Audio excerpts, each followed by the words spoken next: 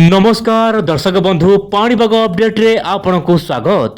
बदलिला पाणीपागर मिजाज राज्यर किछि अंचल रे झिपझिप वर्षा मेघुआ पाग बढ़िला तापमात्रा कमिला शीत। दर्शक बंधु आगामी 24 घंटा रे पुणी बढ़िबो शीत। राज्यर केतेक अंचल रे भयंकर जाड़ नहीं पाणीपाग देला बड़ आशंका। तेबे केउ जिले रे जाड़ हेबो केउ जिले रे वर्षा हेबो आसंतु आज अपडेट आलोचना करबा। हेले ता पूर्वरु कमेंट बॉक्स रे आपण लिखंतु जय जगन्नाथ जय जगन्नाथ। एबे आलोचना करबा पाणीपाग अपडेट। दर्शक बंधु बंगोपसागर सृष्टि होइतबा अवपात प्रभाव रे राज्यर विभिन्न अंचल रे बढ़ीगला तापमात्रा कमिगला शीत।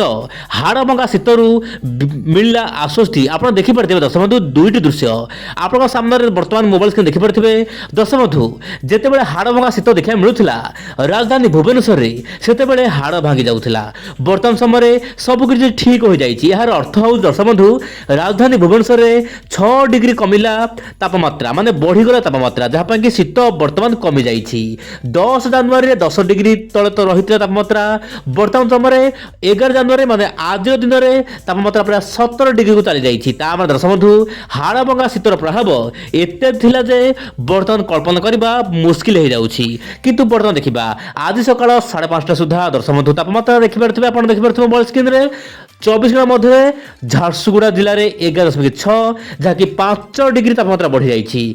भुवनेश्वर में 17 डिग्री जहाँकि 6.8 डिग्री तापमात्रा बढ़ी जाइए। बालेश्वर में 17 डिग्री 5.4 डिग्री तापमात्रा बढ़ी जाइए। केन्दुझर में 15 डिग्री 6 डिग्री तापमात्रा बढ़ी जाइए वर्तमान समय कारण अवपात प्रभाव में मेघुआ पाग देखा मिलूँ। कोरापुट गंजाम आखपाख अंचल में मध्यम वर्षा होती। आपन जिले में वर्षा होउछि कि नहीं मेघुआ पाग रही कि नहीं कमेंट बॉक्स रे आपन मत प्रकाश करंतु। एबे देखिबा वायुर चलन को लेकिन कौन होइछि बड़ अपडेट।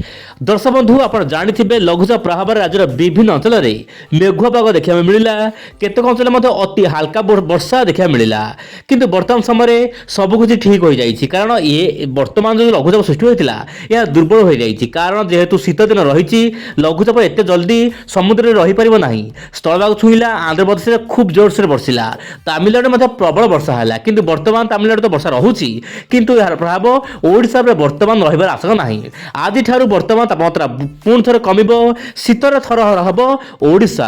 आपण ठीक सुनिले दर्शक बंधु पुणी थरे राज्यर विभिन्न अंचल रे कमि जिवो तापमात्रा बढ़िबो शीत। उपकूल रूपात सबुठी हाड़ भांगिबो जाड़ जहाँ पाई कि गोटे प्रकार स्पष्ट सूचना मिलुछि किंतु किछि ना मात्रा रे पूर्वाणु वायु जाउथिबारु वर्तमान मेघुआ पाग देखा मिलुछि। दर्शक बंधु भुवनेश्वर कटक पुरी पारादीप तापर केन्द्रापड़ा यही सब स्थान मान वर्तमान तापमात्रा बढ़ी जाइए किंतु जहाँ जना पड़ुछि वर्तमान समय धीरे धीरे उत्तर पश्चिम दिगु वायु माने शुष्क वायु आसिबो ठंडा वायु आसिबो जहाँ कि उत्तर भारत में भांगिबो जाड़। किंतु यही समय मध्य जेपीएस मॉडल बड़ आकलन गोटे बड़ पश्चिमा झड़ आसुछि। दर्शक बंधु पश्चिमा झड़ जहाँकि ओस्टर डिस्टर्बांस दर्शक बंधु इंग्लिश रे कहा जाए। यार प्रभाव में उत्तर भारत में प्रबल वर्षा हेबो केबे हेबो ना जनवरी 18 रु नेकी आपण देखंतु जनवरी 18 रु नेकी जनवरी 25 तारिख मध्य उत्तर प्रदेश मध्य प्रदेश जम्मू काश्मीर लद्दाख गिलगिस्तान हिमाचल प्रदेश ता सहित राजस्थान यही सब राज्य मानक प्रबल वर्षा हेबो।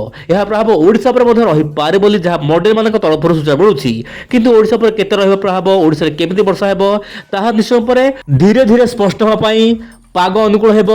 धीरे धीरे दर्शक बंधु मु आपको सूचना देବାକୁ चेष्टा करी ओइन ओडिया चैनल माध्यम रे। तेज दर्शक बंधु आज अपडेट आपको केमिति लागिला आपण कमेंट माध्यम रे आपन मत प्रकाश करंतु। आज पय एतिकी पुणी देखबा आसना काली आउ नुआ अपडेट रे। नमस्कार जय जगन्नाथ दर्शक बंधु।